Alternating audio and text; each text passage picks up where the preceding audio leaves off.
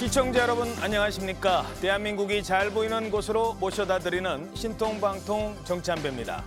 먼저 오늘의 핵심 뉴스입니다. 국민의힘 인요한 혁신위원장이 첫 공식 행보로 광주 5.18 묘역을 방문합니다. 통합의 메시지가 담긴 곳으로 풀이되고 있습니다. 또 혁신위 구성 문제는 이른바 비윤계 인사들이 참여를 거부하면서 순탄치만은 않은 것으로 알려지고 있습니다. 정민진 기자입니다. 인요한 혁신위원장이 푸른 눈을 가진 자신의 얼굴을 변화의 상징에 비유했습니다. 대통령과의 거침없는 소통도 변화의 핵심으로 꼽았습니다. 제가 좀 다르잖아요. 변화를 상징합니다. 변화시킬 겁니다. 기회가 주어지면 대통령하고도 거침없는 얘기할 거니까. 인 위원장은 혁신이 첫 행보로 5.18 묘역을 참배하겠다고 했습니다. 2020년 보수정당 대표 처음으로 김종인 당시 비대위원장이 5.18 묘역을 찾아 무릎을 꿇었지만 이후에도 일부 인사들의 폄하 발언이 논란이 된 걸 염두에 둔 걸로 보입니다. 제가 5.18에도 모시고 갈 거고 출발은 그게 맞는 것 같아요. 이준석 계이자 순천 출마를 준비 중인 천하람 위원장은 혁신이 참여를 제안받았지만 고사했습니다. 인 위원장은 혁신 위원 인선을 마무리하고 명단을 발표할 예정입니다. 당 지도부는 혁신위가 출범하는 대로 인재영입위원회와 총선 기획단을 띄워 본격적인 총선 준비에 들어가겠다는 구상입니다. 투트랙으로 혁신안과 새 인물을 발표해 변화를 부각시킨다는 방침인데 인재영입위원장엔 사선의 권영세 의원과 김민전 경희대 교수가 공동위원장을 맡는 방안이 검토되는 걸로 알려졌습니다. TV조선 정민진입니다. 청담동 술자리라는 가짜뉴스를 퍼뜨린 민주당 김의겸 의원이 불기소 처분을 받았죠. 이러면서 비판의 목소리가 연일 계속되고 있습니다. 오늘자 조선일보 사설입니다. 가짜뉴스로 사익까지 챙길 수 있는 한국 국회의원의 특권. 자, 김의겸 의원은 가짜뉴스를 퍼뜨려 윤석열 대통령과 한동훈 장관의 명예를 심각하게 훼손했지만 면책특권으로 처벌을 피하면서 역대급 수혜자가 됐다라고 지적하고 있습니다. 자, 그런데도 김의겸 의원 제대로 된 사과나 최소한의 반성조차 하지 않고 있다라는 겁니다. 오히려 이런 얘기를 했습니다. 제가 100대를 맞더라도 한 대만 때릴 수 있으면 그게 남는 장사다. 뭐 사실이 제가 이제 취재를 해보면서 네. 사실이 아닐 가능성도 있다라고 생각을 했죠. 설사 나중에 사실이 아닌 것으로 밝혀지더라도 99대를 맞더라도 한 대라도 때릴 수 있다면 그건 정치인으로서 해볼 만하다. 100대를 맞더라도 한 대만 때릴 수 있으면 그게 남는 장사다. 자, 김의겸 의원 청담동 술자리 외에도 한동훈 장관과 관련해서 여러 의혹을 제기했죠. 하지만 대부분 사실관계가 틀린 것들이 많았습니다. 하지만 오히려 남는 장사였을까요? 강성 지지층으로부터 후원금 1억 5천만 원을 받기도 했습니다. 가짜뉴스를 이용해 자신의 정치적 이익을 극대화했고 이런 과정에서 국회의원 면책특권이 바로 비호 수단으로 악용됐다는 겁니다. 이 지적 잠시 뒤에 살펴보도록 하겠습니다. 자, 먼저 이재명 대표 관련 소식입니다. 진정성이라는 말이 있죠. 진실되고 참된 성질. 좋은 말입니다. 그런데 정치권에서만큼은 이 진정성을 확인하기가 쉽지 않다는 지적이 많습니다. 한마디로 말은 그렇게 했지만 과연 사실일까? 요즘 민주당에서 이재명 대표의 발언을 두고 특히 이 발언을 두고 진짜 그런 진정성에서 나오는 얘기인가를 의심하는 분들이 많다고 합니다. 어떤 말일까요? 우리 민주당이 작은 차이를 넘어서서 단결하고 단합해야 합니다. 체포동의안 처리 과정의 일로 더 이상 왈가왈부하지 않기를 바랍니다. 자, 더 이상 왈가왈부하지 마라. 체포동의안 그때 가결했던 분들도 다 안고 가겠다.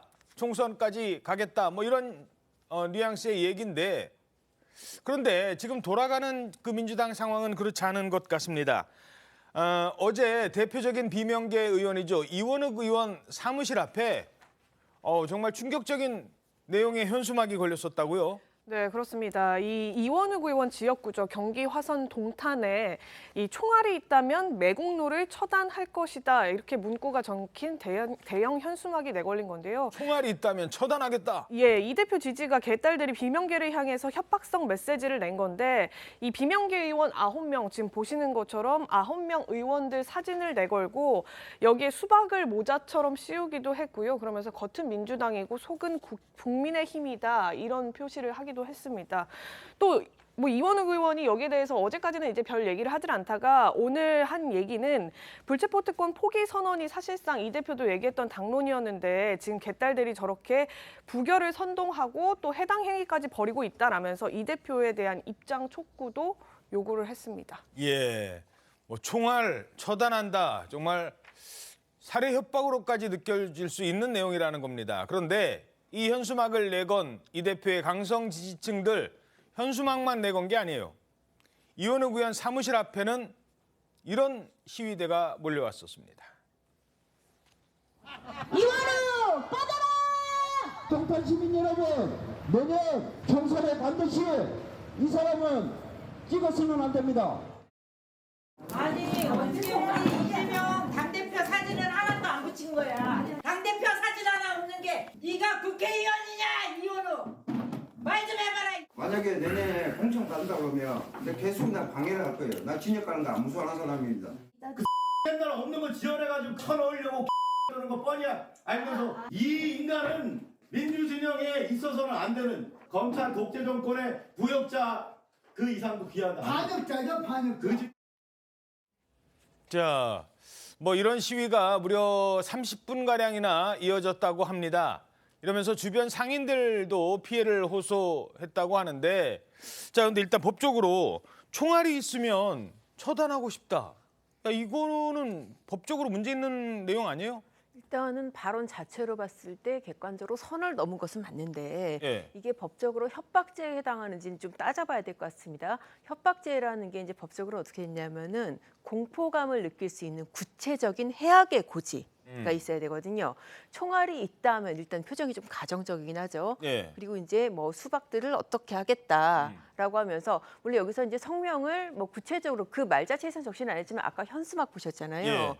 저렇게 이제 실명과 이름까지 내걸었으니까 저 정도면은 구체적인 거 아니냐. 구체적인 거 아니냐라고 느낄 수가 있는데 사실 근데 저 지금 협박의 대상이라고 지칭된 분들이 정치인이지 않습니까? 그런 예. 특성을 조금 고려를 해야 될 거예요. 저분들 입장에서 그러면 정말 저 사람이 실탄을 가지고 나를 어떻게 할 것인가 그렇게 느꼈을 것인가 그걸 봤을 때는 사실 저분들은 이제 워낙에 이른바 이제 치명 세력들로부터 많은 공격을 받기 때문에 좀 심하지만 그러려니라고 좀 넘어갈 수 있는 그런 부분이 있기는 하거든요. 예. 그러니까 저 부분은 조금 따져봐야 되고 만약에 아무리 정치인이라도 구체적으로 해당 그 의원의 휴대전화 메시지로 뭐 언제쯤에 당신의 집에 가서 어떻게 하겠다라고 한다면 이거는 법적으로 분명한 협박이 될 그런 상황으로 보입니다. 예. 하지만 뭐 이 의원들 입장에서는 얼마나 불안하겠습니까? 뭐 총알 얘기가 나오니까.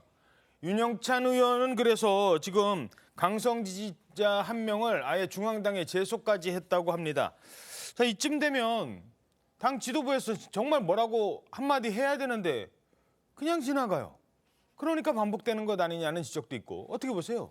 그러니까 진정성을 의심받는 거죠. 왜냐하면은 지금 지난 강서구청장 보궐선거 이후에 완전히 지금 이재명 그 단일 체제로 완전히 지금 그 대오가 형성이 됐음에도 불구하고 지금 친명 개딸들에 의해서 이런 식의 거의 협박 수준 아닙니까? 당사자들은 아마 엄청난 압박감의 신변 위협을 느낄 것 같습니다. 예. 그런데 그런 그 거의 이재명의 민주당이라고 할 수 있는 그 정당에서 이런 식의 어떤 그 폭압이 행해짐에도 불구하고 아무 제재라든지 해결책이 제시되지 않는다라는 것이 정말 이해가 되지 않습니다. 그렇기 때문에 당대표는 왈가왈부하지 말라고 하고 그다음에 그 몇몇 정치인이라든지 또는 실질적으로 이런 당원들이 가동이 돼가지고 계속해서 비명계들을 압박하는 것이 아닌가. 왜냐하면은 문재인 정권 하에서도 소위 문파 내지는 뭐 문빠라고도 하고 더 심한 용어가 있었고 그들의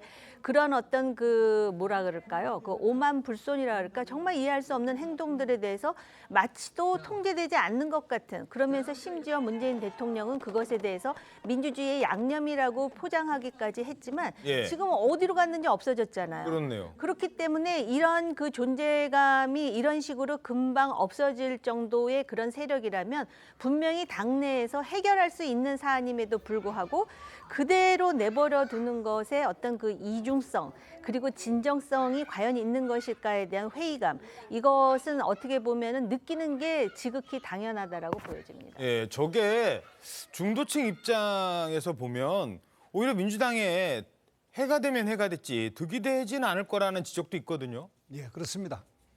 가슴이 너무 뜨거우면 상대를 이롭게 합니다.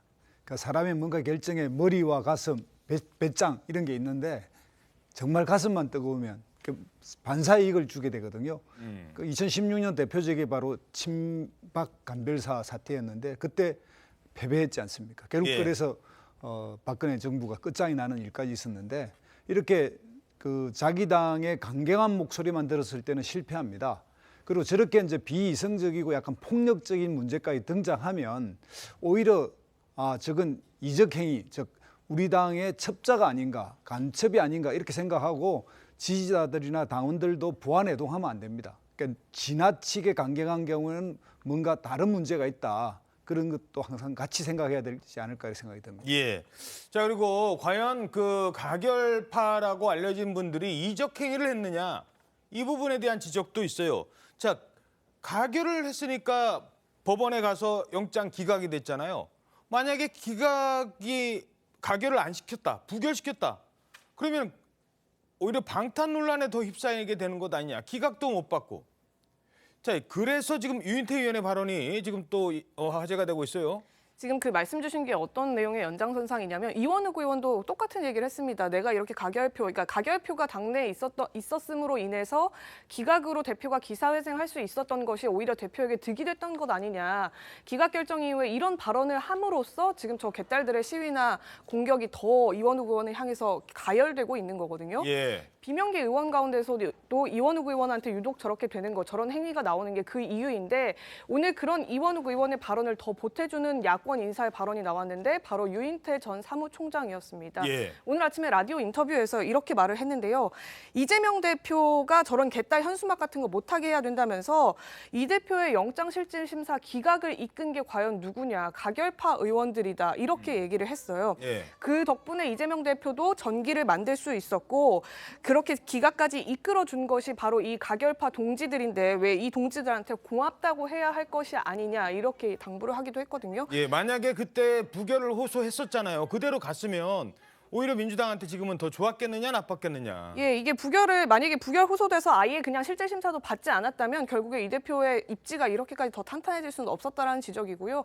또 얘기를 한 게 그 영장실질심사 기각 이후에 이 대표가 구치소를 나오면서 봤던 모습이 다소 이렇게 겸연쩍어하는 느낌이었다고 해요. 그 직전에 부결을 직접 본인이 호소를 함으로써 기각을 이끌었기 때문에 부결을 호소했는데 그게 안 됐었기 때문에. 예, 예를 들어 기각까지 가결이 됐고 기각이 됐으면 그러니까 부결을 호소해놓고 기각이 된 게 그 상황이 너무 겸연쩍지 않았냐 이런 얘기고. 그러니까 처음부터 내가 그냥 가서 받겠다. 예, 그냥 가결시켜 주십시오 해서 가서 기각됐으면 당당하게 더 나왔을 텐데. 그런 상황이 됐을 텐데 이런 얘기면서 가결파 누군진 모르겠지만 이 대표가 직접 찾아가서 엎드려 절이라도 해야 된다 이런 말까지 했습니다. 물론 지금 유인태 전 사무총장의 발언이긴 합니다. 자, 그런데 그럼 왜 누가 이렇게 강성 지지층 수박 가서 깨는 퍼포먼스를 하고 그럴까? 개딸이라는 말이 있잖아요. 개딸. 어감이 좋지 않습니다만. 그래서 딸인 줄 알았어요.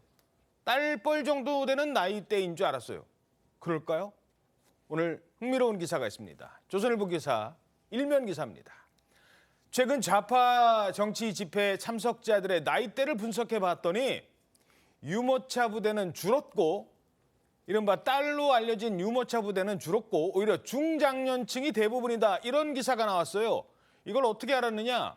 지난번에 여의도 집회 때 그때 막 그 지하철 타고 많이들 왔었잖아요. 그때 이른바 무임승차, 65세 이상 노인들한테 주는 그 무임승차가 숫자가 확 늘었대요.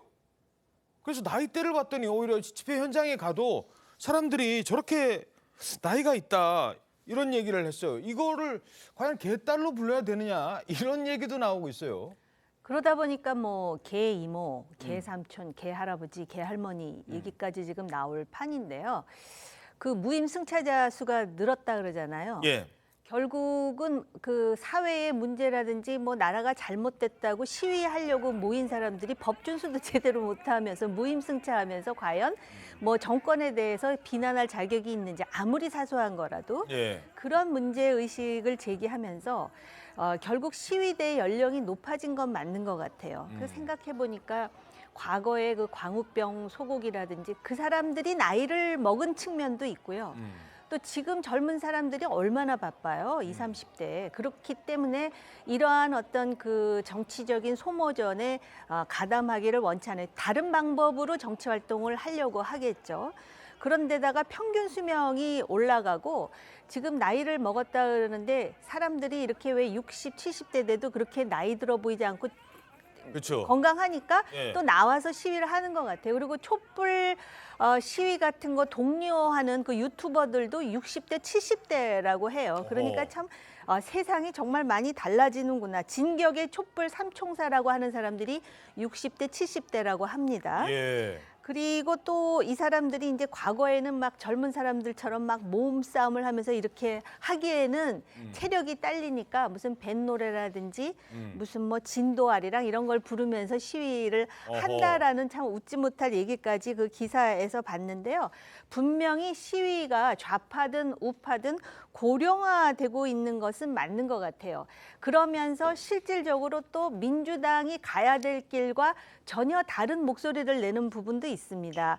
예를 든다면은 뭐 조국이라든지 추미애, 송영길 같은 사람들을 내년 총선에 나오게 해서 적극 지지해야 된다. 이게 과연 민주당의 상식 있는 사람들 입장에서는 굉장히 떨떠름할 거예요. 예. 그런데 아무튼 나이 많은 그런 개딸들이 지금 또 민주당의 어떤 상식과는 그 맞지 않는 그런 주장들도 하고, 그리고 어떤 면에서는 이것을 배후에서 조정하는 것인지 아니면 통제가 안 되는 것인지, 배후에서 만약에 민주당의 누군가가 조정을 한다면 너무 사악한 것이고요. 예, 뭐 그런 증거는 아직 없어요. 통제가 안 된다면 무능한 것이겠죠. 예, 알겠습니다. 자, 그런데 뭐 배후에서 조정까지는 하겠습니까만 이걸 실제로 이용하고 있는 것 아니냐는 지적이 나오고 있어요. 지역구에를 가보면 오늘자 조선일보 6면 기사 보시죠. 실제로 지역구에 지난번에 구청장 등에서 낙선한 전 단체장들이 이른바 친명계로 뭐 완장을 달았다고 하는데 친명계로 전환하고 비명 지역구에 나서고 있다. 그러니까 쉽게 말해서 비명 의원이 현역 의원으로 있는 곳에 친명을 자처하는 이 전임 지방자치단체장, 구청장들이 간다는 거예요. 근데 뭐 이 중에는 글쎄 과연 친명인가 싶은 분들도 있어요. 이낙연 전 대표 보좌관 출신도 저기 있는데 뭐 특별하게 누구라고 좀 말씀드리긴 뭐합니다만, 그래서 과연 저분들이 친명이냐도 뭐 문제입니다만 친명을 내세우면서 이제 나 이쪽 갈래, 여기 한번 도전장 던져볼래, 뭐 이런 얘기가 나온다는 거잖아요. 자, 최지원 기자, 이 부분은 어떻게 지금 파악되고 있습니까? 저게요, 지금 원외 인사들 가운데는 대부분 공천, 이제 총선을 준비하는 원외 인사들은 대부분 친명을 호소하는 분들이 많습니다. 말씀 주신 것처럼 정말 저분이 친명, 그러니까 이재명 대표 쪽에서 오래 일했던 분들이냐, 이 부분을 정말 객관적으로 따져본다면 다소 이해가 안 가는 부분들도 있는데 예. 어쨌든 지금 영장 기각 이후에 이재명 대표 체제로 총선을 치르겠다라고 하는 게 결정이 된 마당이기 때문에 원외 인사들 사이에서는 당연히 그런 면모 면모를 보여야 되는 것이죠. 그래서 그 결집력을 더 키우겠다 이런 차원에서 지금 저런 모임도 생겨난 거예요. 아예 이제 모임까지 있는 거예요. 예, 그러니까 원래는 더민주혁신회의라는 별도의 강경파 원외 인사들 모임이 있었는데 그 외에 또 별도로 구청장 출신, 그러니까 지역에서 오래 활동을 해온 원외 인사들이 따로 외부 조직을 만들어서 지금 공천의 단체로 도전을 한다, 뭐 이런 취지로 지금 공세를 하는 거거든요. 예. 그래서 지금 지금 원래는 더민주혁신회의라고 강성파 그룹에서 좌장격으로 꼽혔던 김우영 전 구청장 같은 경우에도 지금 구청장끼리 모인 원외 모임으로 이적을 하겠다 이렇게까지 지금 나오면서 프레이밍화 하는데 혈안이 돼 있을 만큼 지금 친명계 원외 조직을 둘러싼 이제 각종 이제 시나리오들도 나오고 있고요. 어허. 어느 지역구에 어떻게 도전장을 내느냐도 지금 관건으로 떠오르고 있습니다. 그러니까 이 원외들의 어떤 스피커 역할을 지금 개딸들이 앞장서서 욕 먹어가면서 다 하고, 뭐 우리는 하지 말라고 했는데 계속 하시네. 근데 공천은 제가 받아야겠습니다. 이런 상황이 되면 나중에 갈등으로 폭발을 한다는 겁니다. 자, 그런데 이렇게 돌아가니까 심지어 뭐 지금은 뭐 그 왈가왈부하지 말라고요. 마치 그걸 기다리고 있는 이른바 이 비명계 이 가결파 의원들은 이런 얘기합니다. 개구리가 된 것 같다. 냄비 속에 개구리가 된 것 같다. 여권 일각에서는 냄비 안에 개구리가 들어있으면 강한 불로 했을 때는 뜨겁다고 뛰쳐나가지만 서서히 이제 불을 높였을 때는 내가 지금 잊고 있는지도 모르고 냄비 안에서 죽는다, 뭐 이런 얘기를 하거든요. 그 냄비 안에 그런 바보 같은 개구리도 있을 수 있지만 예. 다 바보 같은 개구리만 있는 게 아니잖아요. 다 산전수전 겪었고 선수들인데 예. 그 상대의 수를 못 읽겠어요. 그 정도는 어중간하게 왈가왈부하지 맙시다. 그거를 그냥 이 사슴머리처럼 또는 아까 냄비 속에 개구리처럼 서서히 해서 그 하겠다. 네. 뭐 이렇게 제거하겠다. 이런 걸 뭐 상대는 못 읽나요? 알지. 자, 언젠간 가만히 있지 않을 것이다. 어떻게 전망하십니까? 일단 뭐 지금 현재 경선과 그다음에 공천 이 과정이 남아 있는데 시간이 좀 많이 남아 있는 편이고요. 또 당의 지지율이 상당히 이제 민주당이 어떤 여론조사에서 꽤 높게 나오고 있는데 이런 상황에서 이제 분당이나 이런 거 쉽지 않고 집단적으로 또 이렇게 어떤 지금 구심이 있는 건 아닙니다. 그런데 이제 대체로 민주당 내에서 뭐 수박이나 이렇게 가결 5인방 뭐 이런 식으로 해서 조금 몇 사람이 이제 카테고리가 돼 있지만 그들이 같이 움직일 것도 아니고요. 예. 그리고 오늘 지금 계속 이야기하는 냄비 안의 개구리는 과학적으로는 전혀 사실과 아니라는 것. 그래서 결국 정치에서는 본인들의 판단 시기가 있는데 그건 내년 1월, 2월 가야 되니까 아직은 이제 서로 이 부분에 대해서 기싸움을 하고 있는 정도다 이렇게 파악이 됩니다. 예. 자, 이런데요. 민주당이 최근에 대통령 순방과 관련해서 어떤 내부의 문제 때문인지는 모르겠습니다만 계속 지적을 하는 내용이 있어요. 근데 그 중에 하나가 사진입니다. 무슨 사진일까? 대통령 사우디 순방에 무슨 사진이 문제가 되는데? 라고 봤더니 바로 저 사진입니다. 자, 빈살만 왕세자와 윤석열 대통령이 나란히 걸어가고 있고 그 뒤를 김건희 여사가 걸어가고 있는데 저 김건희 여사의 위치가 문제라는 거예요. 지금 어떤 내용이에요, 저게? 저게 이제 사우디아라비아 야마마궁 입장할 당시의 모습인데요. 김건희 여사가 윤석열 대통령과 무함마드 빈살만 사우디 왕세자 겸 총리 그 양 정상이 동시에 걸어가는데 그 뒤에 이제 곧장 따라가는 모습이 지금 화제가 되고 있는 겁니다. 이 모습을 놓고 이제 대통령실에서는 이례적으로 특별한 대우다 이렇게 추가 설명을 내놓기도 했는데 야권에서는 이제 저게 김건희 여사의 센터 본능이다 이러면서 지적을 했거든요. 센터 본능이다. 예, 어제 서영교 최고위원도 직접 그 최고위 회의에 사진까지 몇 장 들고 나와서 김건희 여사가 모든 순방 일정에 다 이제 가운데에 서 있는 듯한, 그러니까 김건희 여사가 사실상 주인공인 것인 듯한 모습의 사진들이 많이 나오고 있다. 그래서 대체 누가 정상인지 모르겠다 이런 취지의 얘기인데요.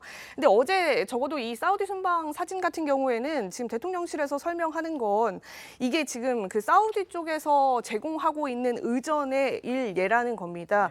이 빈살만 왕세자가 지금 김건희 여사가 두 정상 뒤에 서도록 그 뜻을 전달했고 그 뜻이 반영이 됐다라는 후문이 나오는데 이 빈살만 왕세자가 경제와 사회 또 모든 분야에서 청년과 여성의 역할을 더 부각시키는 데 힘써온 인물이기 때문에 이번 순방 의전 역시 김 여사를 각별히 예우하는 차원에서 저렇게 위치를 배정했다. 지금 이런 설명을 추가적으로 내놓고 있습니다. 자, 지금 뭐 저렇게 설명을 하고 있는데 자, 뒤따라오라고 해서 뒤따라간 거예요. 그랬더니 마치 가운데에 있는 것처럼 아까 그 사진 잠깐 볼까요? 가운데에 있는 것처럼 앞에서 촬영을 하니까 당연히 가운데에 있는 것처럼 보였죠. 그래서 마치 사람 두 사람을 앞세우고 센터 본능 아니냐 이렇게 얘기한 거예요. 뒤따라가면 안 되나요? 자, 그러면 뒤따라가면 안 되면 앞서가면 어떻게 될까요? 자, 지난 문재인 정부 시절에 이 장면이 논란이 되겠었거든요.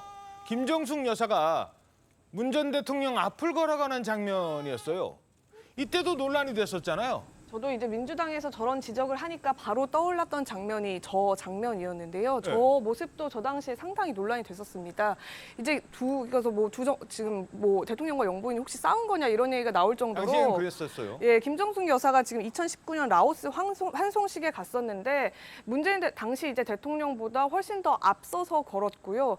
지금 그 비행기에 오를 때도 먼저 들어가시고. 예, 1호기에 오를 때도 저렇게 먼저 들어가는 모습이 포착이 돼서 네. 그 당시에 이제 야권에서는 누가 대체 대통령이고 국가 수반인지 모르겠다. 누가 그리고 또 배우자냐 이렇게 얘기를 했었는데 그 당시에 이제 청와대에서 내놨던 해명은 저렇게 지금 그 환송해주려고 나와 있는 학생들이 고생을 하고 있으니까 빨리 일 끝내고 돌아갈 수 있도록 하기 위해서 서두르다 보니까 저렇게 된 거다. 뭐 이런 설명을 내놓긴 했었습니다. 예.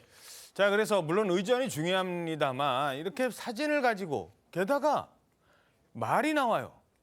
말을 쓰다듬는 이 사진을 놓고도 지금 논란을 제기했어요. 네, 그렇습니다. 이 사진도 이제 뭐 대통령실에서 공개한 사진인데 보신 대로 김건희 여사가 말을 쓰다듬는 이제 저 사진이에요. 저 사진을 가지고도 이제 그 탁현민 전 의전비서관이 또 방송에 출연해서 저것도 지금 김건희 여사가 중심에 있지 않냐. 그럼 대통령은 뒤쪽에 있고 저런 사진을 개인 보관용이나 뭐 인스타 올릴 것만 아니고 인스타 올릴 것도 아닌데 어떻게 저런 걸 이렇게 대통령실 이름으로 내놓냐라고 이제 비판을 했는데 여기에 대해서 이제 국민의힘 그 박대출 정책위원장이 바로 이제 반박을 했습니다. 예. 저 말이 보통 말이 아니고 이 지금 국가 창시자가 탔던 말의 후손이라는 거예요. 그래서 국가에서 특별히 관리하는 말이고 또 사우디 측에서 원래는 사실 저렇게 배우자가 그 동석하는 자리도 없었는데 특별히 동석을 하게 했고 저 말도 이제 일부러 만져보라고 했다는 거예요. 예. 그래서 그쪽의 호의를 받아들여서 만졌고 그 사진을 찍은 장면이다 그렇게 해명을 했습니다. 예. 자, 물론 이 의전에서 뭐 어디에 있느냐 이것도 상당히 중요한 내용입니다. 그렇대 이 뭐 김건희 여사의 행보 하나하나를 놓고 계속 이렇게 문제를 삼는 것 아마 이게 내년 총선까지 민주당에서는 아주 전략적으로 공격적으로 의도적으로 문제 삼는 그런 부분들이 나올 텐데 이 부분은 어떻게 보십니까? 아마 대통령 부인이 공격 포인트라고 판단하는 것 같아요. 그래서 대중의 정서를 어떤 식으로든 자극하겠다라는 의도가 엿보입니다. 더군다나 민주당이 보궐선거 끝나고 민생과 통합과 혁신에 주력하겠다는데 최고위에서 지금 저 사진을 들어 올리면서 비판을 했다라는 거 아니에요. 이거는 어떻게 보면은 그 김건희 여사에 대한 어떤 세간의 부정적 이미지를 더 확대 재생산하겠다라는 얇은 정치적 노림수가 있는 게 아닌가 이런 생각이 들고요. 지금 그런데 이미 그 과거에 김정수 여사가 앞장서서 막 그 활기차게 걸어가는 모습이 나옴으로써 민주당은 사실 어떤 면에서는 본전도 못 찾은 거라고 생각을 해요. 더군다나 이슬람 국가에서는 보통 정상이 순방을 하면은 국왕의 부인인 뭐 그 왕비라든지 나온 거가 기억이 안 나요. 그러다 보니까는 뒤에서 대통령 배우자가 따라온 것뿐인데 그걸 가지고 문제를 삼아가지고 더 이상한 상황이 됐습니다. 근데 아마 이제 최근에 그 여사와 관련된 몇 가지 그런 그 쟁점들이 있잖아요. 그렇기 때문에 민주당은 정치적인 공세를 대통령 배우자에게 집중할 개연성도 있어요. 이런 부분도 대통령실이나 또 국민의힘에서 참작은 좀 해야 될 것 같다라는 생각이 들어요. 그러니까요. 짧게요. 뭐 사람에 따라서 호감과 비호감이 있을 수 있습니다. 근데 김정숙 여사에 대한 비호감은 이번 총선에 반영이 안 돼요. 하지만 김건희 여사에 대한 비호감은 총선에 반영이 된다. 민주당은 지금 이런 계산일 것 같아요. 일단 처음에는 어전의 실수가 아닌가. 그러니까 윤석열 대통령만큼 이제 외국 순방이 많은 대통령이 없는데 한 번이었을 경우 이제 실수 같은 생각이 들었는데 계속 대통령실에서 배포하는 사진이나 저런 장면들이 여사를 중심으로 자꾸 배포가 되고 공식적으로 올라오니까 민주당에서 일부 어쨌든 김건희 여사에 대한 공격적 요소가 있더라도 지금 대통령실이 자초하는 측면도 있습니다. 그래서 여사님도 빨리 소위 그 공식적인 비서실 라인을 지금 분리하고 그 지위를 공식적으로 가져야 하는데 그거는 지금 가지지 않은 행태에서 저런 행태를 하니까 민주당 입장에서는 뭐 도이치모터 사건이라든지 이런 걸 통해서 여사님을 공격해야 될 포인트가 있는데 그런 호재를 제공하고 있는 거 아닌가 이런 생각이 드니까 조금 시정할 필요가 있다고 생각합니다. 예. 자, 지금부터는 국민의힘 소식 짚어보도록 하겠습니다. 오늘 인요한 혁신위원장, 김기현 대표와 함께 박정희 전 대통령 추도식에 참석을 합니다. 이게 취임 이후 처음 참석하는 공식 행사 가운데 하나라고 합니다. 이 5.18 묘지도 가고 이 박정희 전 대통령 추도식에도 참석을 합니다. 근데 이 추도식이 왜 관심을 모으느냐? 박근혜 전 대통령이 참석하는 자리예요. 대구에서 지금 이 서울로 지금 이동을 한다 이렇게 알려지면서 오늘 만남이 아주 주목이 되고 있어요. 예, 맞습니다. 오늘 오전 11시에요. 동작구의 국립현충원에서 박정희 전 대통령 서거 44주기 추모식이 열리는데요. 이 추도식에 그 박근혜 전 대통령이 직접 참석을 하고요. 국민의힘 지도부와 또 인요한 혁신위원장까지 참석을 합니다. 국민의힘 지도부와는 김기현 대표가 이제 달성에 찾아가서 박 전 대통령을 직접 예방한 적이 있었기 때문에 뭐 지난달에 예방해서 이제 한 달 만에 보는 비교적 근거리의 만남이지만 인요한 혁신위원장은 인선이 된 이후에 처음으로 지금 박근혜 전 대통령과 조우하는 모습이 포착이 될 전망이어서 이들이 과연 짧은 만남 속에 무슨 이야기를 할지도 주목이 되고 있습니다. 그렇죠. 뭐 어떤 얘기를 나누느냐도 중요하겠습니다만 뭐 공개적인 자리에서 몇 마디를 나누겠습니까? 하지만 이번 총선, 그러니까 앞으로 내년 총선을 준비하기 위해서 대비하기 위해 출범한 혁신위의 위원장과 앞으로 이른바 선거의 여왕이라던 박근혜 전 대통령이 내년 총선에서 어떤 역할을 할까 궁금해하고 있는데 두 사람만의 만남. 이 사진만으로도 언론에 관심을 모으고 있는 겁니다. 자, 박 전 대통령 국민의힘과의 만남 지난 9월 대구 사저회동 후 거의 한 달 만인데 그때 이런 이야기를 했습니다. 과거의 인연은 지나간 것이다. 다만 그 정치를 다시 시작을 하면서 이것이 저의 그 명예 회복을 위한 것이고 연관이 된 것이라는 이런 얘기는 하지 않았으면 합니다. 과거 인연은 과거 인연으로 지나갔으면 좋겠습니다. 자, 과거는 과거의 인연으로 지나갔으면 좋겠다. 참 많은 의미가 담겨 있는 얘기인데 과거를 다 바꿔야 된다라고 하는 인요한 위원장은 이렇게 얘기합니다. 뭐 다 얘기하겠다. 누구에게도 눈치 보지 않고 다 얘기하겠다. 거침없이 가감 없이. 들어보시죠. 변화시킬 겁니다. 당하고도 허심탄회한 거침없이 대화할 거고 당 대표는 물론이고 기회가 주어지면 대통령하고도 거침없는 얘기할 거니까 우리가 변화를 원하는 거예요. 변화를 원합니다. 제가 여기 온 것은 거침없이 좀 망가져도 좀 희생이 돼도 여기서 굉장히 상처를 많이 받아도 최선을 다하겠습니다. 여러분들한테도 좀 변하는 것을 좀 부탁드립니다. 좀 본질을 가지고 대화를 나눕시다. 자, 정호균 위원님, 그 보수층 결집이라는 차원에서 박근혜 전 대통령이 갖고 있는 무게감은 대단한데요. 이 만남 어떻게 보십니까? 일단 박근혜 대통령 입장에서는 내년 총선에 국민의힘 중심으로 하라라는 암묵적인 메시지가 있는 것 같아요. 내 이름을 팔지 말라. 다른 당을 만들거나 또는 출마를 하면서. 왜냐하면은 지난 그 3년 전이죠. 2020년에 총선 때도 미래통합당을 중심으로 지금 그 보수가 통합이 되었으면 좋겠다는 메시지를 전한 적이 있거든요. 그리고 이제 인효한 위원장의 경우에는 결국 변화를 해야 되면 보수를 안고 변화를 하는데 이것이 이제 그 변화가 아플 수도 있겠죠. 아프지 않고 어떻게 변화가 돼요? 지금 바꿔야 됩니다. 그러다 보니까 내가 이렇게 박정희 대통령 추모식에 참석해서 전 대통령도 만나고 보수를 아우르지만 혁신은 내가 확실하게 하겠다라는 메시지일 거라고 개인적으로 기대해 봅니다. 예. 자, 어떤 역할을 있을 거라고 보십니까? 일단 박정희 전 대통령 추도식 참석 자체가 갖는 의미는 보수 전체의 통합적 메시지를 내려고 하는 것 같은데요. 박근혜 전 대통령이 TK 지지율 하락에 어떤 이런 거하고 연결돼서 보면 지금 TK의 지지율이 국민의힘에 이게 하락하고 있는 이유는 중도 보수와 젊은 층이 빠져나가는 거기 때문에 박근혜 전 대통령을 만난다고 해서 그 TK 지지율이 회복되는 문제는 아닌 것 같고요. 아까 이제 정호김 의원이 말씀하신 대로 변화와 쇄신을 하기 위한 선통합 이런 입장에서 한번 이미지를 만드는 거 아닌가 이런 생각이 듭니다.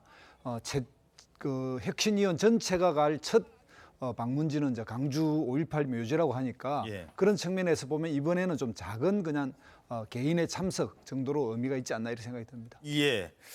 자, 뭐 이게 지금 상황에서 저희 언론에서 말씀드릴 수 있는 상황은 아니라 더 자세히는 말씀드리지 않겠습니다만 이 행사에 오늘 김기현 대표 그리고 많은 참석자들이 참석을 하기 때문에 또 어떤 사람이 오느냐, 어떤 인물이 오느냐에 따라서 이 행사의 성격이 달라질 수도 있다고 합니다. 좀 더 지켜보도록 하겠습니다. 자, 그렇다면 인효한 위원장 어떻게 바꿔야 될까요? 근데 바꾼다고 한다는 게 그게 쉬운 일일까요? 국민의힘 내부에서 인 위원장을 향해 각을 세우는 목소리가 당내에서 일부 벌써 나오고 있다는 겁니다. 오늘자 동아일보 오면입니다. 최근에 무슨 얘기했었죠? 낙동강 세력은 뒷전에 서야 된다라고 한마디 했습니다. 이러자 영남 의원들이 아니 왜 우리한테 뭐라고 그래요? 지역 민심을 지금 짓밟는 겁니까? 이제 지역 민심을 짓밟는 거냐? 영남 의원들 건들면 지역 민심을 짓밟는 거다 이렇게 반발을 한다는 거예요. 글쎄요, 영남 현역 의원들 건들면 영남 전체를 짓밟는 거다라고 이제 확대 해석을 하면서 반발을 한다는 거예요. 수도권부터나 바꿔야 되는 거 아니냐? 지금 수도권 얘기 내놓고 있지 않느냐? 그럼 수도권 대책부터 내놔야지. 왜 가만히 있는 영남을 갖고 그래? 왜 영남을 거론하십니까? 뭐 이런 반응을 내놨다는 겁니다. 자, 요 반응들 지금 어떻게 분석되고 있어요? 예, 지금 말씀하신 대로 수도권 위기론 대책부터 내놔야지 텃밭인 영남부터 건드리겠다는 게 말이 되느냐 이러면서 텃밭 지역구를 가진 의원들을 중심으로 이런 항의가 나오는 건데요. 이게 아무래도 하태경 의원 3선이나 했지만 해운대구를 떠나서 수도권에서 출마하겠다 이런 선언을 했고 이 하태경 의원의 선언이 다른 중진 의원들에게까지도 확전될 수 있겠느냐라는 거에 대한 여지가 아직 남아있는 상황이거든요. 그래서 뭐 윤핵관이라고 불리는 뭐 장제원 의원이 다시 이제 지역구로 옮겨야 된다 이런 얘기까지도 나올 정도로 이 문제는 아직은 이제 수면 아래에 있긴 하지만 언제든 폭발될 수 있는 아이디어라서 이 문제를 인효한 위원장이 건드린 거라고 봤는데 영남 의원들이 이렇게 들불처럼 들고 일어나는 모양새가 된 겁니다. 그러니까 이제 인효한 위원장은 더 다양성이 있어야 한다는 의미다. 이런 식으로 일단 좀 확전은 자제하는 모습을 보이긴 했는데요. 어떤 식으로든 인물에 대한 교체 또 혁신에 대한 방향을 고민하는 것이 아무래도 혁신위원장의 역할이고 임무이다 보니까 이런 여러 아이디어가 나오는 과정 중에서 이런 얘기들도 거론이 된 걸로 보이고요. 다만 이제 중진 텃밭 지역구 의원들을 이렇게 물갈이하는 것이 과연 진짜 혁신이냐를 놓고서는 또 설왕설래가 많습니다. 너무 구시대적인 발상이고 그럼 지역 구민들한테는 다소 이제 불이익적인 지역 구민들을 등지는 일이 될 수 있기 때문에 이게 지역민들 입장에서는 또 불평불만이 나올 수 있는 요소들이 많다. 그래서 민주당 의원들 사이에서도 이런 방식의 물갈이론에 대해서는 비관적인 얘기를 하는 의원들이 많습니다. 그래서 과연 이 인효한 위원장이 이 문제를 가지고 결국에는 더 구체적인 안을 내놓을 수 있을지는 좀 더 지켜봐야 할 것 같습니다. 예. 자, 이런 게 바로 혁신위의 운명일까요? 바뀌어야 한다. 다 공감합니다. 그런데 당신부터라고 하면 왜 나야? 왜 나부터? 다른 사람부터 바뀌어야지 왜 나야? 이런 반발, 갈등, 어쩌면 혁신위가 갖고 있는 숙명이라고 할 수도 있을 것 같습니다. 자, 그래서 뭐가 필요할까요? 자, 정호김 의원님, 이렇게 반발하는데 뭐가 있어야 될까요? 아니 이제 그 얘기부터 좀 해야 될 것 같은데요. 낙동강 세력은 뒷전에 했다가 반발하니까 농담 한마디 했다고 이렇게 뒤로 좀 물러서는 듯한 혁신위원장이 그런 태도를 취하던데요. 본인이 소신 있으면 밀어붙여야 된다고 저는 개인적으로 생각해요. 지금 이러한 식의 어떤 그 논란은 지금 현재 국민의힘과 대통령이 지금 그 당면한 위기의 본질에 대해서 좀 잘 모르는 게 아닌가라는 생각이 저 개인 생각입니다만 드는 이유가요. 지금 당내의 의원들 구성을 보면은 내년 총선에 공천만 받으면 다 당선될 사람들이에요. 근데 정말 중요한 건 수도권이잖아요. 근데 여기 지금 많은 패널분도 계시고 앵커님도 계시지만 과연 서울 토박이가 몇 명이나 됩니까? 저는 서울 토박이지만 서울 토박이 별로 없어요. 다 경상도에서 올라온 사람, 호남에서 올라온 사람, 충남 다 이렇습니다. 그렇기 때문에 수도권을 변화시키기 위해서는 기득권을 가지고 있는 지역이 변해야 된다는 이야기를 위원장이 한마디 했는데 뭐라 그러냐면은 영남의 지역구민을 무시하느냐 그러잖아요. 영남 지역구민들 보고 그 소위 저 국회의원 후보의 교체 지수를 물으면은 바꿔야 된다고 생각하는 사람 참 많을 것 같습니다. 왜냐하면 새로운 얼굴로 바꿔가지고선 뭔가 영남도 새로운 시도를 해야 된다. 정말로요. 그 의원이 아니더라도 국민의힘 그 팻말을 가지고 공천 받으면 거의 다 돼요. 제가 장담하건대. 그런 상황에서 바뀌어야 된다는 얘기를 하고 나부터 내려놔야 된다라는 말씀이 딱 맞거든요. 이뇨한 위원장이야 민간인으로 들어갔으니까 자기가 내놓을 기득권이 없잖아요. 그렇지만 지금 가장 기득권을 가진 층이 누구인가. 그리고 결국 총선에 이어야 되는 거는 대통령의 국정 운영이 성공하기 위해서는 국민의힘이 안정적인 의석을 확보해야 되지 않습니까? 그게 안 되니까 지금도 계속 다수 야당의 횡포에 의해서 지금 끌려다닌다라는 위기의식을 갖고 있잖아요. 근데 지금 보궐선거를 보니까 이게 굉장히 심각하거든요. 그래서 영남의 하태경이 올라온 거 아니에요? 자기 기득권을 포기하겠다고. 그런 결기가 없으면은 도대체 그러면은 뭐 무서울 정도로 많은 권한을 혁신위원장한테 줬다는데 무슨 권한을 줬다라는 것인지 거기다 또 인재영입위원장 따로 총선 기획단 따로면 도대체 혁신위에서 뭘 하겠다는 것인지 정말 이겨야 된다고 생각을 하면은 내 거부터 내려놓고 나부터 희생해야 되겠다라는 생각을 하지 않으면은요. 제가 볼 때는 지금 그 시한이 12월 말까지예요, 대충. 근데 이때까지 뭔가 변화를 보여주지 않으면은 그 내년 1월부터는 뭔가를 하려고 해도 아마 유권자들이 고개도 돌리지 않을 것 같아요. 자, 지금 수도권의 민심을 말씀을 해 주셨는데 뭐 그렇다고 말씀 도중에 뭐 영남에 있는 의원님들은 다 뭐 가서 뭐 편말만 갖다 꽂으면 된다라는 거는 영남 의원들 입장에서는 또 받아들이기 힘들고 꼭 그래서만 된 거는 아닐 겁니다.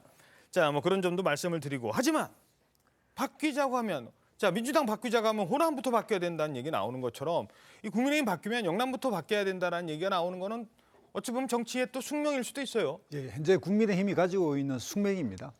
그래서 이 부분에 대해서는 뭐 최종적으로 한 내년 1월, 2월에 가겠지만 현재 이 혁신위가 좀 청청시야에 있습니다. 아까 말씀대로 뭐 인재 영입도 또는 총선 기획도 딴 데로 한다면 이 위원회 간의 경쟁 체제이기도 하고요.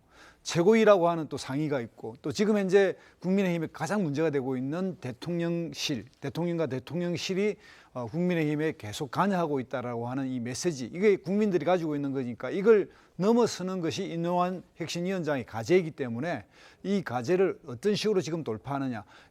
12월까지 이 문제를 돌파하고 나면 본격적으로 비대위가 갖는 성격의 1, 2월 달에 이 혁신위가 계속 연장될지 여부를 봐야 되는데 이 전반부 부분에 이것을 넘어서지 못하면 혁신위도 그 역할을 제대로 못할 것이다 이렇게 생각이 듭니다.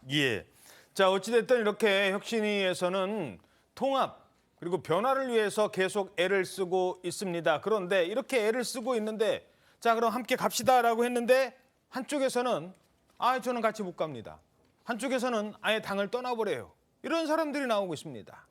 이른바 이준석계로 불리는 사람들인데요. 자 먼저 같이 가자고 하니까 싫다고 한 사람이 있습니다. 혁신위원 추천하셔서 제가 조금 적절하지 않은 것 같다 거절 말씀을 좀 드리게 됐습니다. 김기현 대표 사퇴하라라고 할 정도의 혁신안이 안 오면 이 혁신위가 그렇게 큰 의미가 없다고 생각합니다. 자, 김기현이 빠지지 않으면 의미 없다. 그래서 안 가겠다.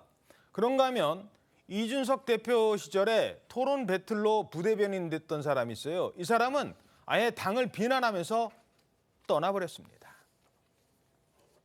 낡은 기득권과 기회주의에 매몰되어 오직 대통령만 바라보는 식물 정당이 되었습니다. 국민의힘은 윤석열에 의한, 윤석열을 위한 대통령의 사유물로 변질되었습니다.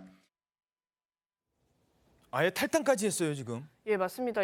저 신인규 전 상근 부대변이기도 했고요. 지금은 이제 정당 바로 세우기 대표인데 이 신 대표는 평범한 보통 시민의 조직된 힘이 중심이 된 새로운 표준을 만들고 싶다 이렇게 얘기를 하면서 신당 창당 가능성도 또 시사했습니다. 방금 또 이제 메시지에서 본 것처럼 윤석열 대통령을 향해서는 취임 이후 1년 반 동안 집권 여당을 대통령이 노골적으로 사유화했다 이런 점도 지적을 했는데요.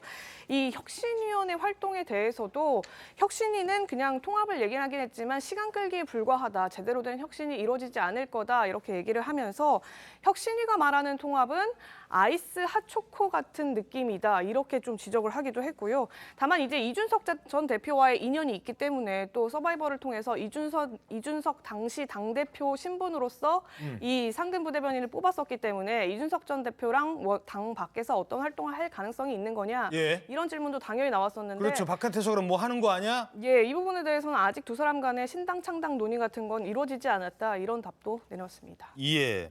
하지만 여지를 남겨뒀다고는 합니다. 자, 이런 움직임들 어떻게 보십니까?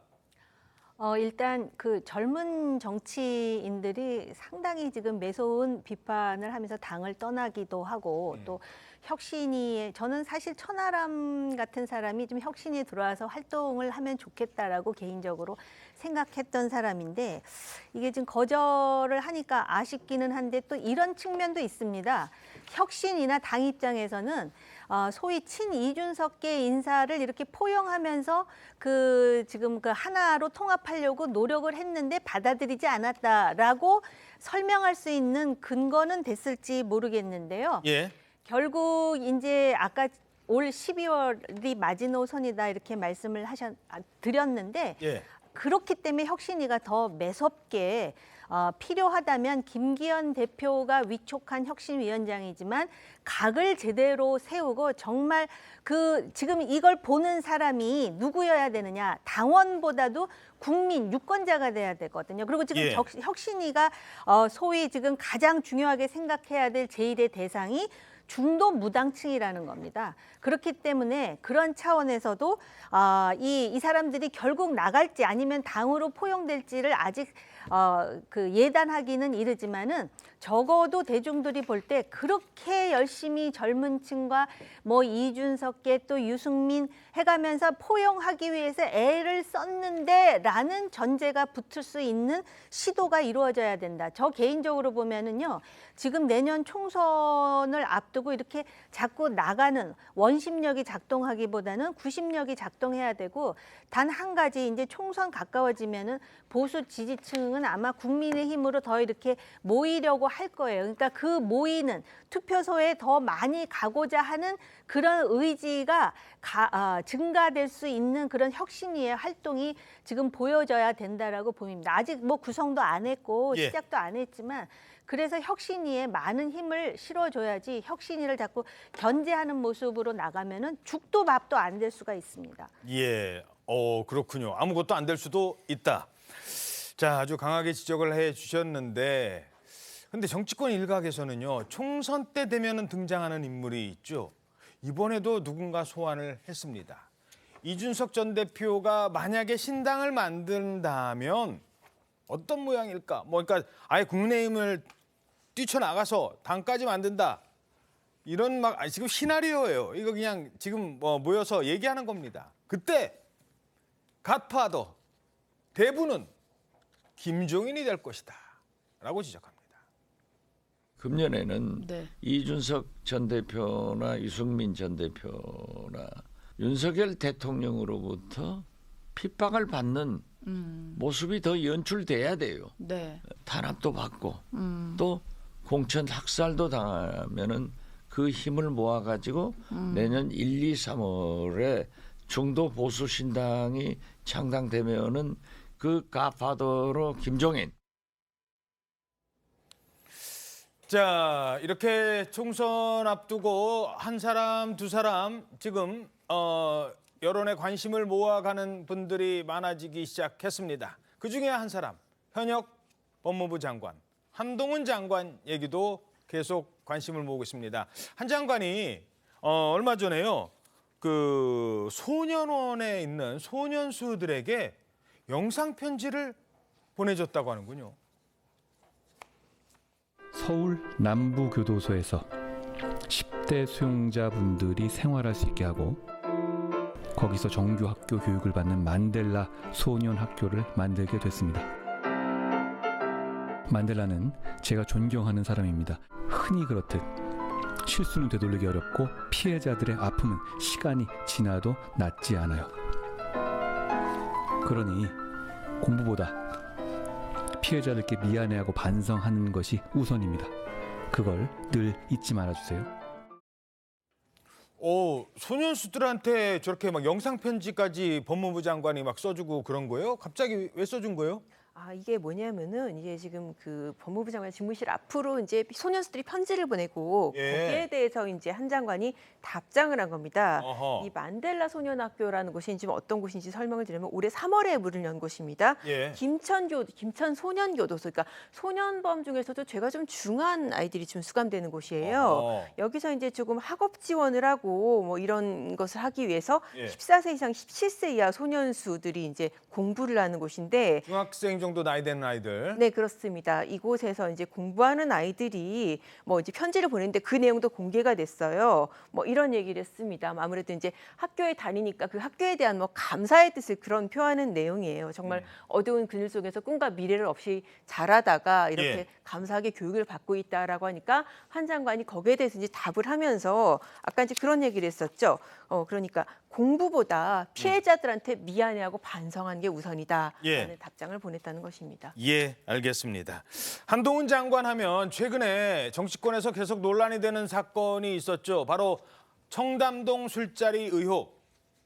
이 청담동 술자리 의혹을 제기한 민주당의 김의겸 의원은 지금 면책특권 받았죠. 경찰이 면책특권을 근거로 불송치했다는 소식 전해드렸습니다. 자, 이러자 비판의 목소리가 이어지고 있습니다. 조선일보 신면입니다.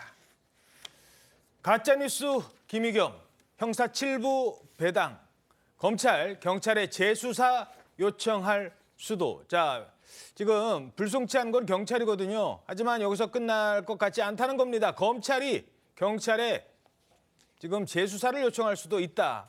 재수사를 검토 중인 것이다. 라는 부분이 취재가 돼서 지금 조선일보에서 기사를 썼는데, 자, 법조 출입하는 양은경 기자. 지금 저 기사와 관련해서 검찰이 재수사를 요청하면 어떻게 되는 거예요? 일단 지금 그 수사권 조정 이후에 바뀐 제도를 조금 설명을 드려야 될 것 같은데 이전 같은 경우에는 혐의가 인정이 안 돼도 무조건 경찰에서 수사를 하면 검찰에 송치를 했었습니다. 그러면 경찰이 무혐의 의견으로 보더라도 검찰이 기소해서 재판에 넘길 수가 있었거든요. 기소는 검찰만 할 수 있으니까? 그렇습니다. 근데 지금은 경찰에서 일단 무혐의로 판단을 하면 검찰로 안 보내도 됩니다.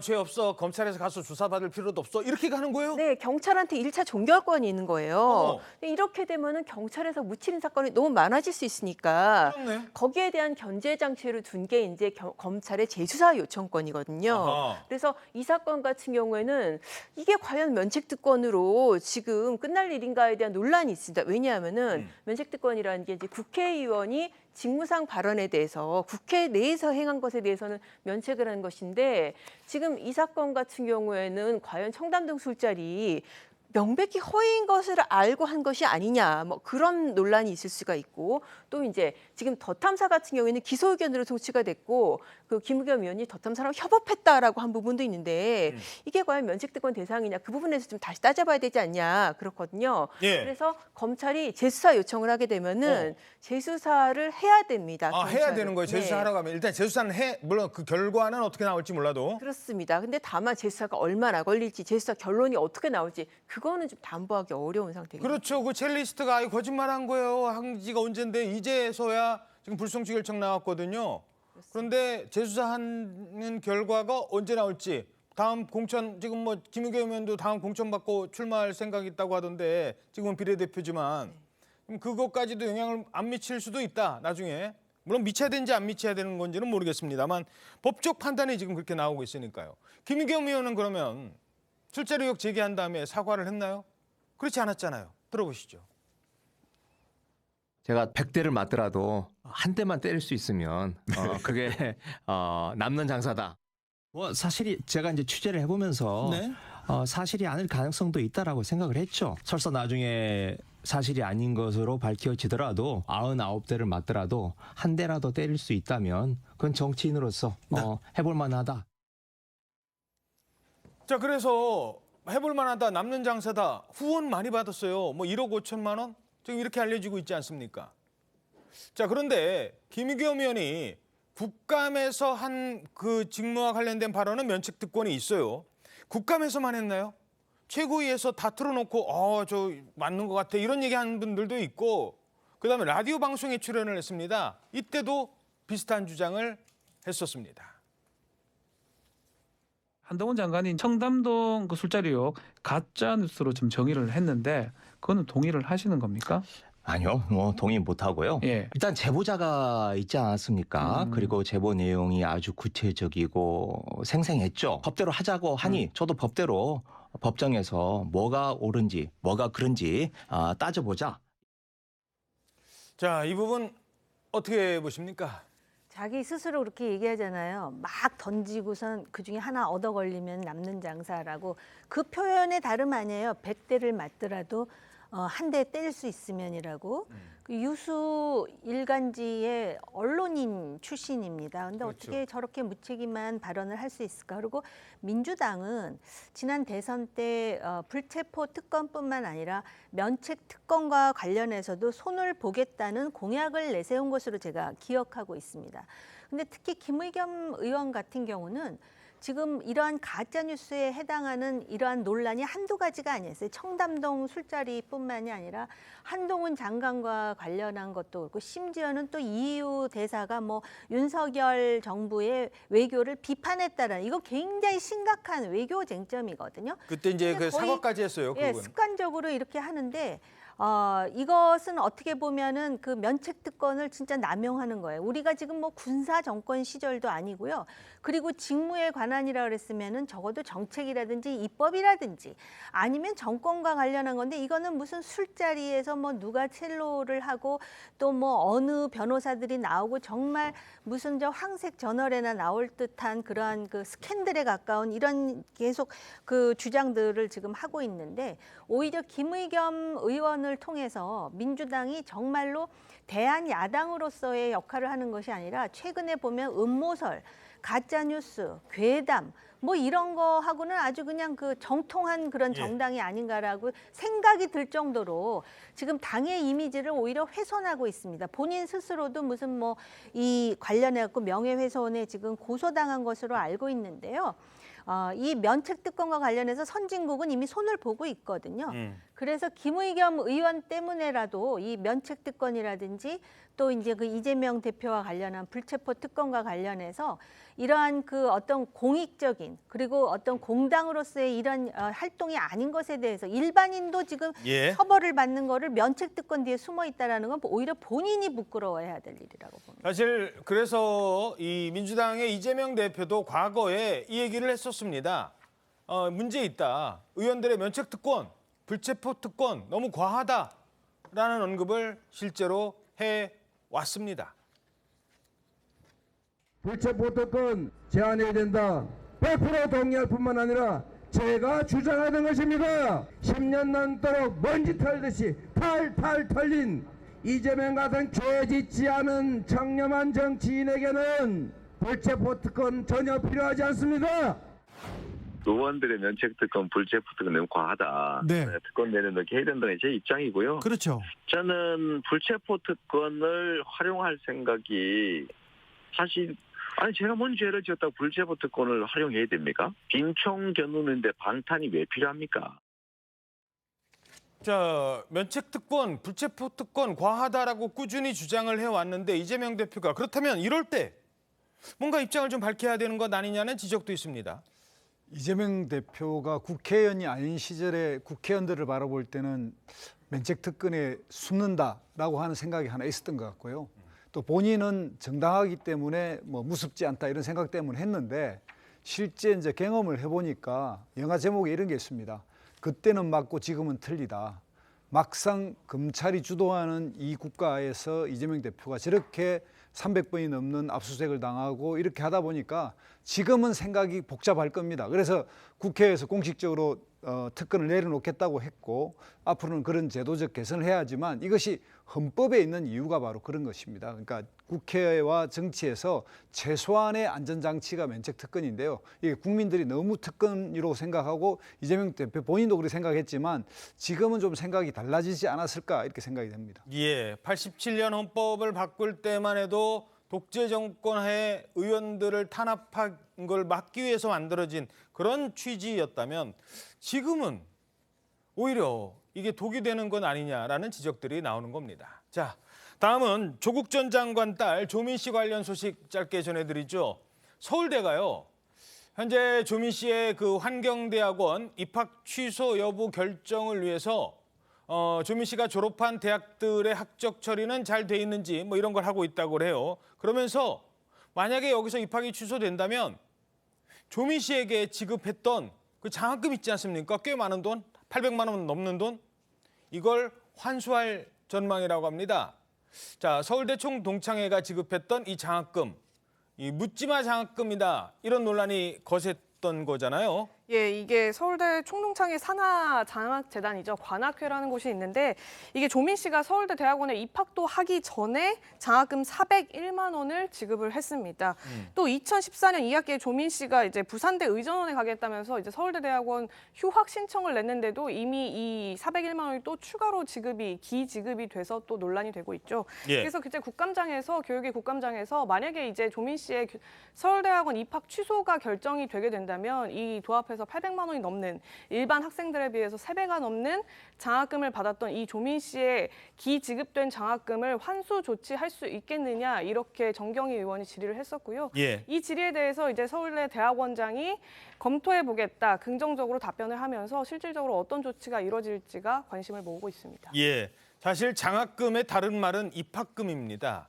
어떤 학생들은 아르바이트 열심히 해가면서 1시간에 10,000원, 뭐 10,000몇천 원 벌겠다고 편의점에서 일해서 그렇게 모으는 돈으로 등록금 마련하고 그러는 친구들도 있는데 이 장학금 논란이 됐었잖아요. 자, 그러면 조민 씨도 뭐 입장이 좀 밝힌 게 있나요? 네, 뭐 조민 씨가 이제 그 SNS를 통해서 입장 밝혔는데 자기는 장학금 요청한 적도 없다는 거예요. 그래서 없는데도 그냥 준 거였다. 그렇습니다. 환수 조치가 이루어지면 뭐 기꺼이 응하겠다라는 것인데 참고로 이 장학금이라는 게 지금 어떤 맥락에서 나왔냐면은 2014년도에 받은 것이거든요. 예. 조민 씨가 이제 2015년도에 부산대 의전원에 들어갔어요. 그러니까 이 지금 서울대 환경대학원은 어떻게 보면은 본인이 본격적으로 단일 의사로 저기 있다기보다는 이렇게 의전원을 지원하는 과정에서 여기도 지원을 했는데 예. 사실 장학금 장학금이라는 게 공부의 성적에 대한 어떤 대가성이 큰데 입학하기 전에 이렇게 많은 장학금이. 그러니까 입학하기 전에 봐도 본인이 달라고 안 해도 줘. 그러니까요. 이제 이 부분이 본격적으로 기소가 안 돼서 아직까지 누가 어떤 과정으로 이선 의사결정을 했는지는 아직 밝혀지지 않은 상태이긴 합니다. 예, 알겠습니다.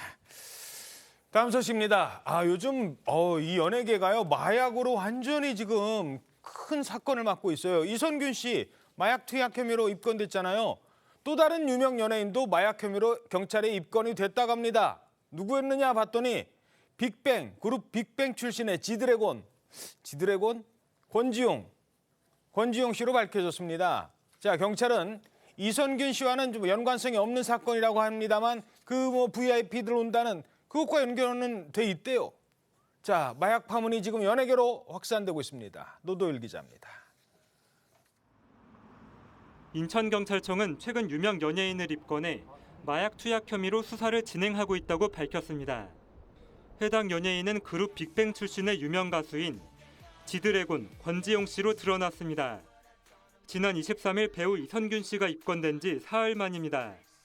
경찰은 권지용 씨에 대한 수사는 이선균 씨와는 연관이 없는 별개의 사건이라고 밝혔습니다. 권지용 씨는 12년 전 대마를 흡연한 혐의로 기소유예 처분을 받기도 했습니다. 경찰은 이선균 씨의 구체적인 소환 시기도 조율하고 있습니다. 혐의를 입증할 증거를 신중하게 수집한 뒤 이선균 씨를 소환할 방침입니다. 경찰은 소환 조사와 함께 이 씨에 대한 신체 압수수색 영장을 신청해 마약 검사를 진행하고 휴대전화 디지털 포렌식 작업도 계획하고 있습니다. 이선균 씨의 마약 투약 혐의와 관련해 지금까지 고급 유흥업소 실장과 종업원 등 3명이 입건됐고 재벌 3세와 가수 지망생, 30대 작곡가 등 5명이 경찰의 내사를 받고 있습니다. TV조선 노도일입니다. 자, 권지용 씨도 지금 마약 투약으로 근데 여기가 어디냐 어떻게 해서 알려졌느냐 바로 이선균 씨와 함께 마약을 했다라는 유흥업소 직원 이 A 씨를 조사하던 중에 그 사람이 막 이선균 협박하고 그랬다고 해서 막 구속됐잖아요. 이거를 투약 정황을 조사하다가 포착된 건 맞는 거잖아요. 네, 그렇습니다. 지금 이제 이 유흥업소 직원 구속된 A 씨를 수사하던 과정에 지금 권지용 씨까지 드러나게 된 것인데요. 사실 이선균 씨 같은 경우에 혼자가 아니고 8명이 같이 수사를 받고 있다고 했잖아요. 예. 근데 경찰의 발표로는 이 8명과는 또 별개의 사건이라는 거예요. 그러니까 이선균과 같이 마약 투약했던 사람들과는 다른 경우다? 네, 그렇습니다. 이제 다른 그 별도의 지금 건으로 지금 이런 진술이 확보가 된 상황이고요. 참고로 이 유흥업소 실장으로부터 이선균 씨의 마약에 대해서 조금 오늘 아침에 어떤 온라인 매체 같은 경우에 보면은 이 마약이 필로폰이다라는 이런 보도가 나오기도 했었습니다. 아, 그렇군요. 자, 근데 권지용, 지드래곤 옛날에도 이 마약하다 한번 걸렸었잖아요. 네, 그때가 2011년 5월경이었습니다. 그때도 검찰에서 조사를 받았고 모발에서도 대마 양성 반응이 나왔기 때문에 사실 대마에 대한 어떤 마약 전력이 있다 이렇게 평가할 수밖에 없는 것인데요. 그 당시에는 양도 적었을 뿐만 아니라 초범이다 해서 기소유예 처분을 받았거든요. 초범이라서 기소유예 받았었어요. 네, 하지만 지금은 또 재범한 경우에는 양형 기준이 높아질 수밖에 없는 상황이고 그 당시 한 방송에 출연해서는 이 대마 관련해서 콘서트를 마친 뒤에 디프리 파티에서 모르는 사람이 어떤 담배를 줘서 피웠던데 모르고 피웠는데 그게 대마였다 이렇게 이제 주장하면서 억울함을 밝히기도 했는데요. 아, 모르는 사람이 담배 줬는데 그게 대마였어요, 몰랐어요 이렇게 얘기했었어요. 네, 그런데 또다시 최근에 마약 투약 정황이 포착이 돼서 지금 입건된 상황입니다. 예. 12년 만에 마약에 손을 댔다. 이 사실이 알려지자 옛날에 했던 이 인터뷰까지도 재조명되고 있습니다. 원칙 무시합시다. 저는 무시합니다. 하지만 저는 적어도 좀 운이 좋게 틀 안에 갇혀 있었다기보단 틀에서 벗어나도 되는 것들이 많았던 것 같아요. 좀 모순적이긴 한데 한 시대보단 여러 시대를 아우를 수 있는 그런 아이콘 될 수 있으면 좋겠죠. 자, 근데 일단 12년 전에는 초범이에요. 누가 담배 줬는데 그게 마약이더라고요. 이랬지만 지금은 어떨까요? 어떻게 보세요? 지금은 사실 뭐 또다시 기소유예를 받기는 어렵지 않을까 싶은데요. 왜냐하면은 기소유예 결정문이 있습니다. 검찰이 기소유예 처분을 하면서 쓸 때 아주 그냥 뭐 복사한 것처럼 쓰는 문구가 있어요. 초범이고 자백하고 반성한다. 이런 부분이 있는데 처음에 일단 초범일 때는 그렇죠. 초범이라는 부분에서 일단 조금 어긋나게 되는 거고 당시에는 대마였는데 이번에는 사실 대마에서 그치지 않을 가능성이 상당히 좀 크잖아요. 그렇죠. 그렇기 때문에 이번에는 장담할 수 없는 상태로 보입니다. 자, 문제는 뭐 이선균, 그래? 가수 지드래곤, 그래? 지금 뭐 유아인부터 시작해서 지금 줄줄이 이 유흥업소, 특히 여기는 유흥업소예요. 그러니까 유흥업소에 손님이 이선균만 있었겠어요? 손님이 뭐 저기 지드래곤만 있었겠어요? 이 여성을 딱 지금 조사해봤더니 줄줄이 나온대요. 파문이 커질 수도 있어요. 네, 이 유흥업소에서 비롯된 이 마약 사건과 관련해서는 여기에 이제 막 다른 연예인들도 자주 출입한다. 특히 재벌 3세도 여기를 많이 이용한다라고 지금 일부 보도들이 막 나오고 있는 상황입니다. 예. 굉장히 고가라고도 알려져 있고 뭐 1,000만 원이래요. 한 번 술 마시면. 네, 뭐 일에도 수백만 원을 호가한다라고 하는데요. 그래서 이 연예인들이 출입이 잦았던 사람 중에 또다시 마약 사건에 연루된 사람이 있을 개연성도 충분히 있어서 연예계도 지금 긴장하고 있다라고 하고요. 예. 일단 경찰 수사 과정에서 이선균 씨가 먼저 이제 수사에 협조하겠다라고 입장을 밝히고 있어서 만약에 같이 했던 동료들이 있거나 한다면 또다시 추가 입건될 가능성도 배제하기는 어렵고요. 우선 소환 조사 지켜봐야 될 것 같고요. 또 시약 검사도 진행할 예정이라고 합니다. 예, 알겠습니다. 자, 그런가 하면 또 다른 충격적인 소식도 전해졌습니다. 결혼한다고 발표까지 했는데 재벌 3세라고 했는데 재벌 3세가 아니래요. 뭐 거기까지는 그렇다고 쳐요. 남자가 아니래요. 야, 지금 자, 펜싱 스타 남현희 씨가 지금 얼마 전에 재벌 3세와 결혼 소식을 발표했었죠. 근데 오늘 아침에 예비 신랑이라는 사람이 경찰에 체포가 돼요, 지금. 네, 그렇습니다. 지금 연일 충격적인 소식이 들려오고 있는데요. 예. 이와 관련해서 이 체포된 혐의는 남현희 씨 스토킹 혐의라고 합니다. 이게 어떻게 된 거냐면은 이제 오늘 새벽입니다. 1시에 남현희 씨가 이제 최근에 이별을 통보를 하니까 결혼한다고 발표까지 했는데 또 이별을 통보했나 봐요. 그러니까는 이제 남씨 어머니 집에 찾아와서 계속 문 두드리고 아는 사람인데 집에 들어가게 해달라 이런 식으로 스토킹을 했다는 거예요. 예. 그래서 이제 가족이 112에 신고를 해서 현행범으로 체포가 됐습니다. 엄마 집까지 찾아가서. 그러니까요. 사실 이 사건이 이제 지금 남현희 씨가 이제 재혼 소식을 언론 인터뷰를 통해서 발표를 했지 않습니까? 예. 재벌 3세고 더구나 15살 연하. 15살 연하. 그러니까요. 근데 지금 온라인상에서 정말 어마어마한 논란들이 불거지고 있어요. 재벌 3세가 아닌 것은 물론이고 심지어 여자다라는 논란까지 있어서 어떻게 보면은 지금 이선균 씨 사안보다도 더 논란의 정도로 봐서는 좀 이게 큰 사안으로 지금 제가 보이거든요. 네. 그랬던 사안인데 결국 오늘 아침에 체포가 됐었는데 또 방금 최근 소식 확인을 해보니까는 또 뭐 있어요? 5시간 만에 일단 현행범 체포된 상태였기 때문에 네. 5시간 만에 이 사람이 이제 굉장히 뭐 정신적인 고통을 호소를 하고 뭐 경찰이 판단하기에는 더 추가 뭐 스토킹 유형 없다고 판단을 했는지 일단은 풀어줬다고 그런 소식이 들려오고 있습니다. 야, 대체 이 사람 정말 어떤 사람인지 궁금하지 않습니까? 전과가 쭉 있고요. 이 사람한테 속은 사람이 한두 명이 아니래요. 자, 이 전 씨라는 사람 어떤 남성이에요? 아니 어떤 여성이에요? 아니 어떤 남성이에요? 지금? 일단은 아까 체포됐다가 석방됐다고 했잖아요. 네. 경찰이 신원조회 결과 여성임을 공식적으로 확인해줬습니다. 일단 주민등록상 여성이다라는 점까지 확인이 됐고요. 아, 주민등록번호 2로 시작한대요? 네, 뭐 성전환 수술했다라는 일각의 이야기도 있지만 어찌 됐든 지금 여성으로 이제 법적으로 분류되어 있다라는 건데요. 예. 일단 이것뿐만 아니라 실형 선고된 전력이 있습니다. 실형 선고 전력이라는 건 판결문이 있다는 건데 이 판결문 내용은 이렇습니다. 피고인은 여성으로 처에 친오빠가 없다.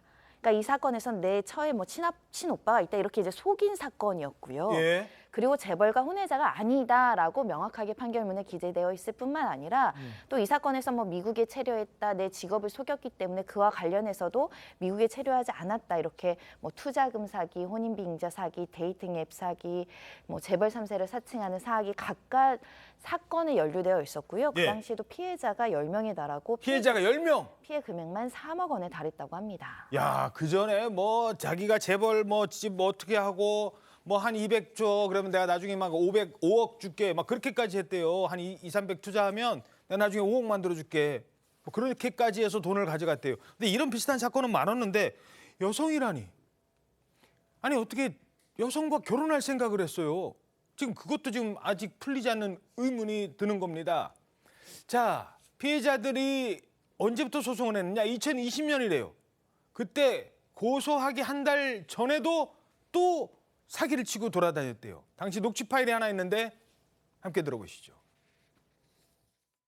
예절교육 학원을 할 거고 사무실도 필요하고 하니 대출이 이루어질 것 같은데 저랑 사고 쳤고 그래서 애가 생겼어요. 결혼해서 같이 함께 살아가려고 하면 집도 있어야 되고 아이를 키울 만한 서로의 능력이 충분히 있어야겠죠. 거짓말을 친 거죠. 저희 어머님이 집을 사주려고 하는 게 한남동에 거의 60억, 70억 돈 해요. 계약금 다 날리고. 자, 50억, 60억짜리 집의 계약금이 100만 원, 200만 원도 아니고. 애가 생겼대요. 그래서 아니 이게 무슨 소리야 라고 했는데 분명히 주민등록번호는 2로 시작을 하고 이게 남현희 씨 같은 경우도 지금 처음에 그 임신했다는 거를 테스트 모르니까 좀 제가 드리기 좀 뭐합니다만 임신 테스트를 임신했네 테스트를 해봤는데 항상 테스트기를 그 봉투를 열어서 이렇게 해줬다. 그래서 이걸 내가 속은 거 아니야 임신했다는 사실 자체를 뭐 이렇게까지 얘기하고 있는데 지금 의혹이 정말 끊이질 않고 있어요. 네, 그렇습니다. 사실 뭐 남현희 씨하고 전 씨의 관계가 뭐 두 사람의 성인의 그 사적인 관계인가 그런데 문제는 사기 피해자들이 계속 이제 지금 고소고발이 이어지고 있다는 거죠. 줄줄이 이어지고 있어요. 그렇습니다. 방금 최근만 해도 이제 지금 20대 여성 A 씨가 사기 피해를 당했다고 해서 이거는 이 여성이 아니라 이제 시의원이 뭐 고발을 하는 사건인데요. 예, 시의원이? 네, 그렇습니다. 뭐 김민석 의원이라고 강서구의 의원인데 예. 구의원입니다. 구의원이 구의원. 네, 그러니까 직접 피해자는 아니니까 고소 대신에 고발을 해서 어허. 지금 이제 현재 제도상 고발을 하면 무조건 피의자로 입건이 돼서 예. 사건이 배당이 됩니다. 그래서 어허. 이 사건도 조금 뭐 어떻게 될지 봐야 되는데 사기 내용이 그렇습니다. 이 여성한테 계속 동업하자 그러면서 투자 권유하면서 너 대출 얼마나 받을 수 있는지 한도 조회해봐 그런 식으로 네. 권유를 했다는 거예요. 그래서 이제 대출 예상 결과 받아오니까 기한을 최대한 길게 해서 받아봐봐. 그러니까 여성이 좀 이상한 거죠. 돈 어디다 쓰는 거냐. 그렇지. 물어보니까 이거 대출을 네가 얼마나 받을지 알 수 있자시 내가 얘기를 해준다. 이런 식으로도 전 씨가 얘기를 했다는 거예요. 그러니까 뭔가 수상하니까 이 여성이 실제로 돈을 건네지도 않아서 다행히 피해는 없었다고 합니다. 근데 참 이런 식으로 흘러가는 대화의 내용을 보면은 이런 전력이 한두 번이 아니겠구나라고 미루어 짐작할 수 있는 부분이긴 합니다. 예. 예비 남편이라고 해서 15살 어린 예비 남편이라고 해서 그것도 충격이었는데 알고 봤더니 저희도 지금 손 변호사님도 여러 사건 해보셨습니다만 이런 사건 정말 충격적이지 않아요? 좀 기가 막힌다라고 말씀드릴 수 있고 또 사기의 재질이 좋지 않은 것이 이제 어떤 혼인을 빙자해서 결혼, 임신 이런 것들로 이제 상대방을 어떻게 보면 적극적으로 속인 사건이 아닐까 생각이 드는데요. 처음에 한 유튜브에서 이 문제가 제기되니까 전천조 씨가 일주일 정도 시간이 지나면 조용해질 것이다 했지만 조용하지 않습니다. 지금 피해자들이 다수 나오고 있는데 이 남현희 씨가 한 매체하고도 이제 통화를 해서 인터뷰 내용들이 일부 보도가 되고 있고요.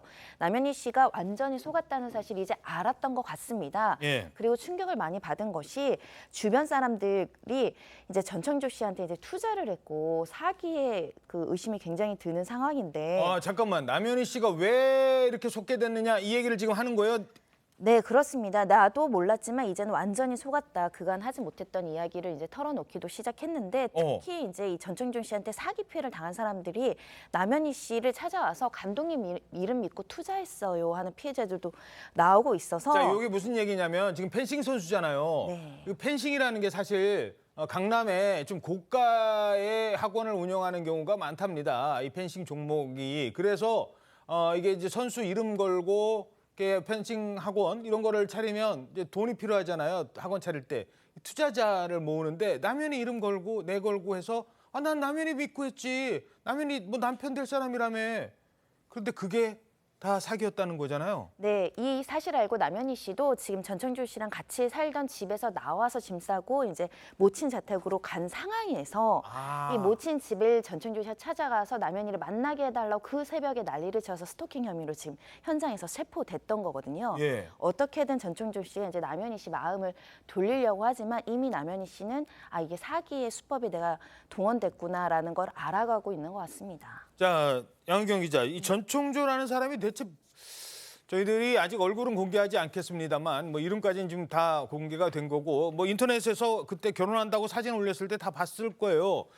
남자인지 여자인지도 궁금했는데 아무튼 전총조의 입장도 좀 나온 게 있나요? 뭐 지금 뭐 경찰 조사 받을 때 뭐 아유 저 몸 아파요 뭐 그러면서 죄송해요 하고선 그냥 갔다면서요. 네, 그렇습니다. 이제 뭐 여성조선 같은 데서 이렇게 기자들이 이제 접촉을 했을 때 그때만 해도 이제 이런 의혹이 제기된 데 대해서 난 좀 부인을 했어요. 부인을 하면서 해명을 하고 싶다. 그러면서 너무 힘들다. 뭐 매 순간 죽을까 말까 고민을 한다. 뭐 그런 식으로 했는데 근데 이제 뭐 이 기자에 따르면 그렇습니다. 그래서 그래 네 얘기 좀 들어볼게라고 밤 12시에 이제 얘기를 하려고 그러는데 갑자기 막 급한 일이 생겼다고 해서 자리를 떴다는 거예요.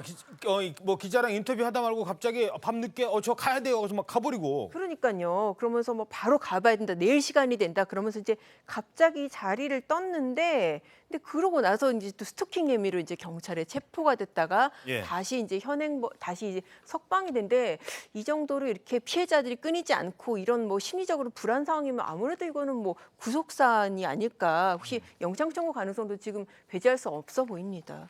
자, 올림픽 메달리스트 펜싱 스타마저도 저렇게 속았고 수많은 여성들을 속여왔다는 저 여성.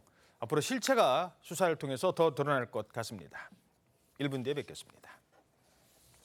네, 어떻게 오늘 아침 대한민국 잘 보이셨습니까? 오늘 하루 당신의 대한민국 신통방통이 응원해드립니다. 여러분 고맙습니다.